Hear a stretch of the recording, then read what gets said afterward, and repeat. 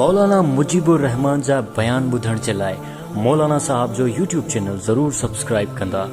इस्लामी औरतुन के इज्जत ॾिनी आहे। इस्लामी औरतुन के इज्जत ॾिनी आहे। इस्लाम सिर्फ़ु इहो हुकुम ॾिनो तव्हां मर्द वञी करे ॿार कमायो ऐं निकाह करण खां बाद में इन औरत के घर में रखो, या घर में भी सिर्फ़ु कमकार करे तव्हां मर्द निकिरी वञे ॿार महिनत ऐं मज़दूरी कयो। हे इस्लाम। बाक़ी इस्लाम के अलावा बाक़ी ॿिया तव्हांखे मज़हब ॿुधायां, ॿिया मज़हब उन वटि ईअं त औरत बि वञी करे ॿाहिरि कमु कंदी, वञी करे जेको आहे उहो मुलाज़िमत कंदी, दुकाननि ते बीहंदी। हे ॿिया मज़हब फुल उन्हनि खे इख्तियार आहे। इंडोनेशिया जी हिकिड़ी गैर मुस्लिम औरत हुई, उन जॾहिं इस्लाम आंदो न, उन इस्लाम आंदो हिकु मुस्लमान सां जेको शादी कई। शादी करण खां बाद में असां मुस्लमान त ईअं त औरतूं त घर में न, बाक़ी कमु करण लाइ असां पाण वेंदासीं।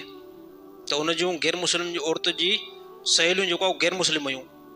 पोइ दावत जंहिं टाइम थी न, आयूं चई तूं नई मुस्लमान थी, हाणे तुंहिंजे घर में असां ईंदासीं ऐं दावत तुंहिंजी असां खाईंदासीं। त उहे गैर मुस्लिम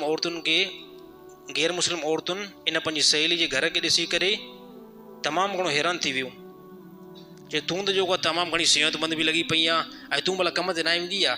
उन चयो त असांजे इस्लाम जे अंदरि असांखे इहो हुकुम आहे त असां सिर्फ़ु घर में पालना कंदासीं औलाद जी ऐं घर में कमु कंदियूंसीं बसि। बाक़ी मुंहिंजी ज़िमेदारी जेकी आहे न, मुंहिंजे कम जी ज़िमेदारी ऐं ख़र्चो ऐं पैसा, इहे सभु मुंहिंजे मर्द जे मथां आहिनि। हुन चयो त केतिरो बहितरीनु हे मज़हब आहे इस्लाम, केतिरो पावरफुल मज़हब आहे इस्लाम, जेको औरतुनि खे चए थो तव्हां सिर्फ़ु घर ताईं महदूद हुजो ऐं घर में कमकार कयो आहे। मर्दनि खे हुकुम थो ॾिए वञी करे तव्हां महिनत मज़दूरी करे ऐं पैसा खणी करे औरतुनि खे ॾियो। पोइ हुन औरतुनि चयो त असांजे मथां वॾो ज़ुल्म आहे। असां पाण बि इहो कमाए कमाए थकी करे ईंदियूं राति जो, ऐं घर में असांजा मर्द बि राति जो अची करे घर में सुम्हंदा, असां बि राति जो अची करे सुम्हंदासीं। न जेको आहे मुड़ुसनि सां प्यार मोहबत थिए थी ऐं न ई जेको आहे औलादी तरबियत थिए थी। ऐं सुबुह थींदो वरी मां बि जेको आहे पंहिंजे कम ते ऐं मुंहिंजो मुड़ुस बि कम ते। ऐं गैर मुस्लिम औरतूं ॿुधाइनि पियूं। त ॾिसो इस्लाम मज़हब बि जेको आहे औरतुनि खे इज़त ॾिनी आहे। घणा माण्हू चवंदा आहिनि मौलवी साहिबु जेको आहे तव्हां औरतुनि जा हक़ छा जे खां बयानु न कंदा आहियो।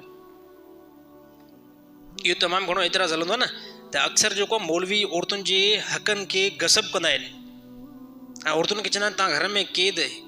मां चवंदो घर में जेकी औरत अगरि पर्दे सां रहे थी न ऐं हिन मुड़ुसु कमाए थो न, इन जहिड़ी का बादशाह औरत हिन पूरी काइनात में न आई। हा, हिन पूरी काइनात में अहिड़ी औरत न आहे जेकी घर में सुकून सां वेठी हुजे ऐं हिन जो मुड़ुसु वञी करे ॿाहिरां कमाई करे इन खे जेको मुकमल ख़र्चो ॾिए। त इन जहिड़ी का बादशाह औरत ई न आहे। हे इस्लाम इन खां वधीक ॿियो कहिड़ो हक़ ॾिए, इन खां वधीक इस्लाम जेको तव्हांखे कहिड़ो रिस्पॉन्स ॾिए। इस्लाम हमेशह औरतुनि खे वॾे में वॾा जेका हक़ ॾिना आहिनि, उहे इस्लाम मज़हब ॾिना आहिनि। इस्लाम खां अलावा ॿियो कंहिं बि न ॾिना आहिनि। अल्लाह ताला अमल करण जी तौफ़ीक़ अता फ़रमाए।